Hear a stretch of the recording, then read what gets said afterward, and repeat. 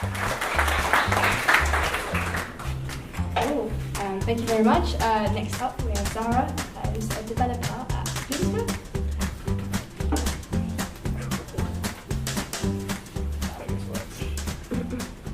Okay, hi everybody, assalamu alaikum. So, okay, just to gauge the audience, who here is a software developer? Okay, so I know who not to look at for reactions when I start talking, and who here knows how to code, because you may know how to code but not be a software developer. Okay, I'm not going to get very much into the coding, so you're alright, it's not going to be me telling you about variables for like 10 minutes. So, that's a really large picture of me, just in case you didn't know who I was, and that was meant to be an emoji. But hi, my name's Zahra. I am an iOS and server-side developer at Bloomberg, and if you don't know what Bloomberg is, I suggest you Google it. We have a news channel and things. Nobody really knows what we do, including myself. But I just have to say, I'm not here on their behalf, so I can just use lots of GIFs in my presentation. You can have a look at my Twitter to see what I'm up to. So, okay, so let's start off. So what do developers do? Does anyone not know? This is going to help me. Okay. Yeah. What do you think developers do? Anyone? Code. True, to some extent.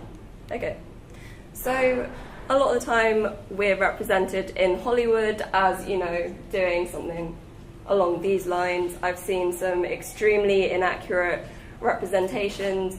I don't know how to hack into your Facebook account. I can't fix your printer. I can't take down the NSA, sorry about that. But, you know, what we do is more thinking about problems and how to solve them, and code is just a tool that we use. We think about puzzles like, how do we do X with constraints Y and Z? So for example, I have all of this news data. How do I get it onto my customer's phone, given that I have this equipment available? So basically, we solve problems. So code is only a small part of the problem. So what we do is we have a business issue or something that we need to build for other developers, given to us by our product manager, for example, or our UX designers who've already designed a product for us. And then we work out how we can implement that in code.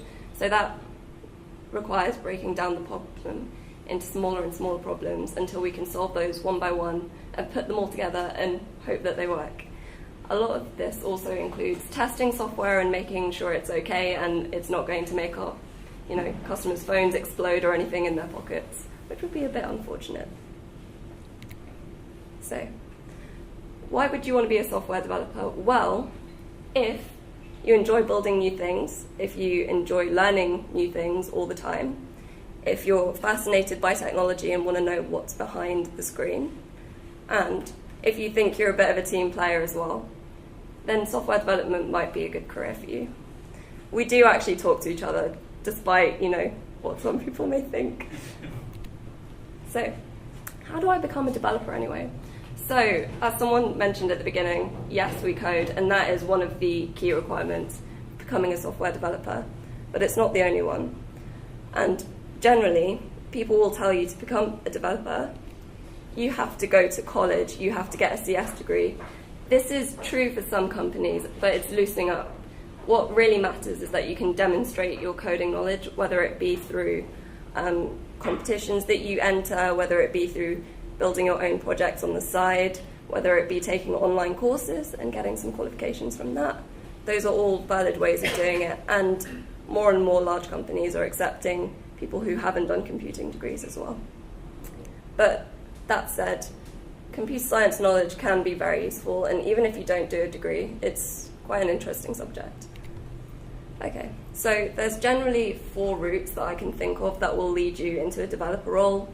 First, do a CS or computer engineering degree of some sort. It's the most straightforward path. It's also the most expensive. I cry every time I open my student loan. And it's also possibly the longest. Otherwise, if you have a degree in an engineering subject or something similar, that includes a programming component, it's also very easy to take that and go on to a role in software engineering. Another thing that's become very popular over the last few years is coding boot camps like Makers Academy, but we'll talk about those more later. So these kinds of courses are generally quite well suited to front-end and mobile development roles. And the last option is you can just 100% teach yourself and build a portfolio online. So this is quite a difficult way to go about it. You have to have a lot of self-discipline, and it can be difficult, but a lot of people have done it. I work with people who've been in the industry for like 30 years, and that's how they got into it. So it's a viable thing. And to be honest, well, every developer will tell you they're self-taught to some extent. The way it works in university is that you don't walk into the lecture hall and they're like, here is how to code, go get a job. It's very much theoretical knowledge, and all the practical stuff is stuff that you build up yourself. So even if you think, oh no, I don't have like formal education in this, it's not really an issue. A lot of people are in the same boat as you. Okay, so you're like, yes, I want to be a software developer. You've convinced me, I hope. So, where can I learn more? So, just to say, learning to code can be extremely difficult. What you'll find is that, what you'll find very quickly is that coding is basically telling the computer what to do. And the computer will do exactly what you tell it to do, which is almost never what you want it to do. So, you have to be open to asking people questions. It's going to be difficult. You're going to have lots of errors to start off with, and that's okay. That's how everyone learns. But the good thing about computing and programming is that you get instant feedback. So that's what I really like about it. So you will always have an awkward phase when you're learning to code. Don't worry about that. So here's a lot of different free online resources that I've compiled. I'll put these slides up later so you can have a look and add the links. But before investing your hard-earned cash into a programming course or a degree, definitely before a degree, you should try out some tutorials and see if coding's for you. Like our product manager said earlier, he found that coding wasn't for him and he would prefer a role in product management, and that's an extremely valid thing. Like, some people don't enjoy coding, and that's fine, but some people do. They enjoy the problem-solving element of it, and it's just something they really get into. So just have a try before you think about setting off into your software development career. So some meetups you can go to get a taste of what it's like to be a developer, to learn to code. We've got Code and Cake, which is run by Jenny Brennan at Entrepreneur First. It's just a friendly gathering of people who just code and eat cake. Very simple, it's in the name. If you're female or identify as female, there is also Rails Girls London, which is a weekend course for learning Ruby on Rails, which is a really popular web development framework. We've also got Code Bar, which is for underrepresented people in technology who want to learn to code. You get one-on-one coaching most of the time, or one-on-two coaching, and that's very helpful. And if you want to get a bit more technical, there's also Front-End London, which is good for learning about different front-end technologies and web development. And a good place to look is meetup.com and also londontechmeetups.com for more tech meetups. You can also attend any of these boot camps if you so wish. Some of them are geared specifically towards women, some are free, some are paid, but honestly, like, from what I've heard, the investment in paid boot camps is usually very much worth the return. But I can't speak for myself because I haven't been to one. So if you reach out to people on Twitter, you'll find a lot of really successful boot camp grads. So, projects. As I said, to prove you know how to code, it's very good to have some projects that you can upload online. So what would I recommend when it comes to those?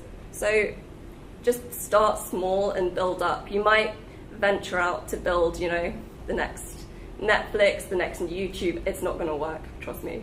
You won't get there, not straight away anyway.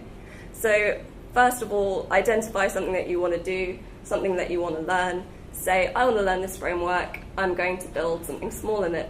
So I'll show you an example of something I've done in a minute.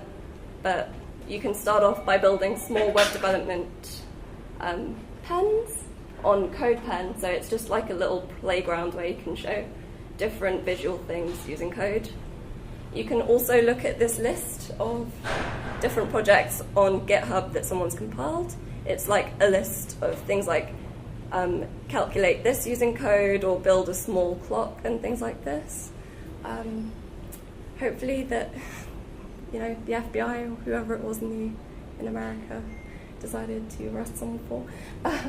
And you can also look at indiehackers.com. So that's a website of side projects that people are actually making money from now. So they're all revenue bringing in. They're all bringing in revenue even. So that's a really good source of inspiration. So for example, I don't really do web development in my main job, but it's a big thing that I'm interested in. So there's this framework called React, which is very popular. So I wanted to learn how to do that, and I actually really like playing Minesweeper for some reason. I don't really care about, all these games for the PS4. I just like me some Minesweeper. So I just went ahead and built it. It took me a few, 1 or 2 hours here and there over the course of a few weeks, and it's something that I just put online. It's on my website. I'll put a link up if you want to have a go at it. But it was nice to just build something for myself, and now I really know how React works, and if I wanted to use it for any other projects, I'm more than ready. Okay, so just to round off, I'm going to finish with a few traits of good developers. These aren't technical, because as good as you can be at tech, if nobody wants to work with you, you're going to have a problem being a software engineer. So here we go. So as a software developer, you literally always have to be learning. I cannot state this enough. My job did not exist 9 years ago. I work with 60 other people who didn't know they were going to be doing this job less than a decade ago, and that's really weird. Imagine that. And also, one of the main languages I use to write iOS apps is called Swift, and that was invented less than 3 years ago. Yeah, quite a lot of our code base is already written in that. You just have to be able to hit the ground running and keep up with whatever's being put out there. And, you always have the option to not do that, but then you'll be stuck in a niche that you don't perhaps want to do for 20 years. So, okay. You have to be impatient, so both patient and impatient. So, I say patient because you're going to be talking to this computer, which is okay, that's not what you said, but I'm just going to do this thing that you didn't want. And I'm going to give you a really cryptic message about it. So you have to have the perseverance to go through, have a look at what the problem is and solve it. And also, you're going to be faced with bugs that you're going to be sitting there for hours and be like, what's wrong with this? This should work. But if you just go away and come back after a couple of hours of taking a break, you will know the answer immediately. It always seems to happen. And also, being impatient is a good thing in this case.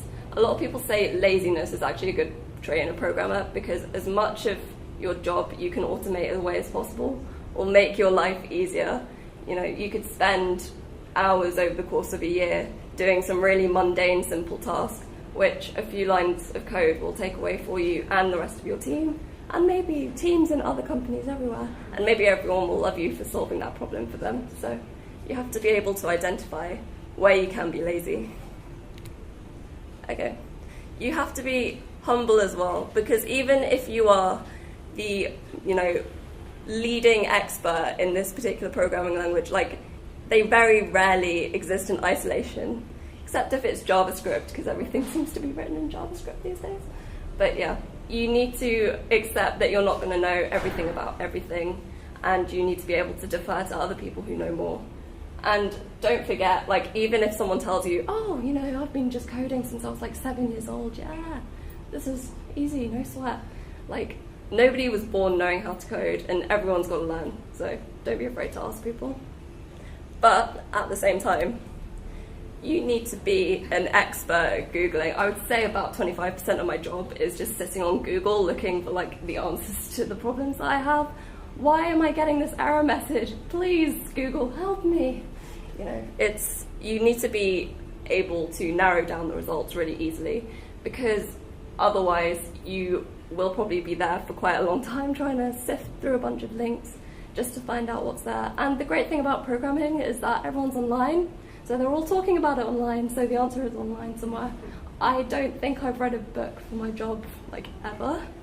So, yeah. So this is actually one of the things degrees help with the most. They teach you how to learn and teach you how to find the way to solve your issue. And yeah, there we go.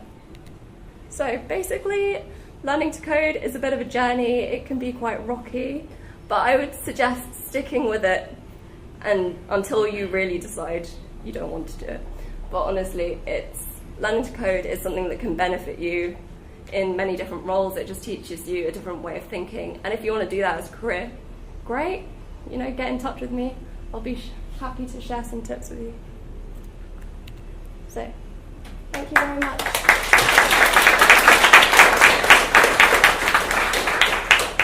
Questions?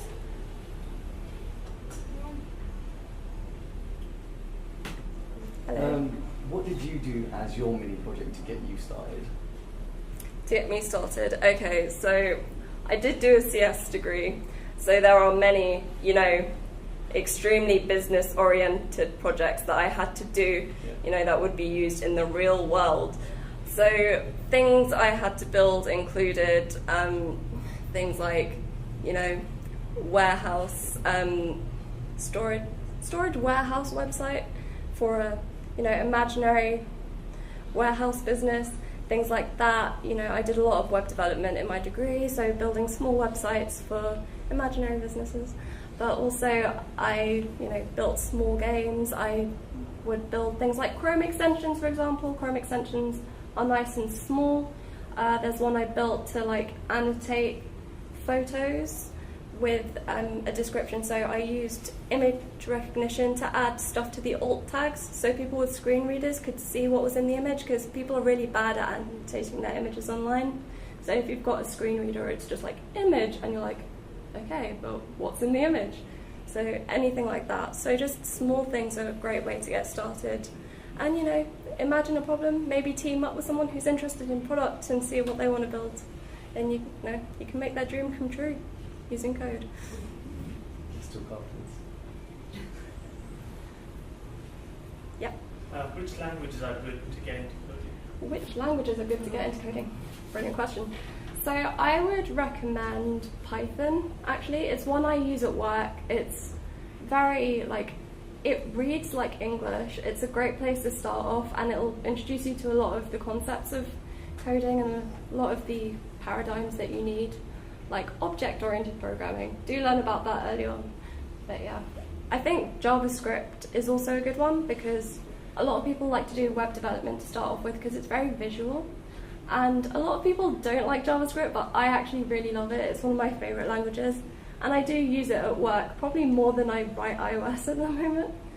So yeah, JavaScript along with the markup languages for the web, which are HTML and CSS. Well, CSS is not technically for anyone listening, but yeah. So just those three, and Python I would recommend together. Any last questions?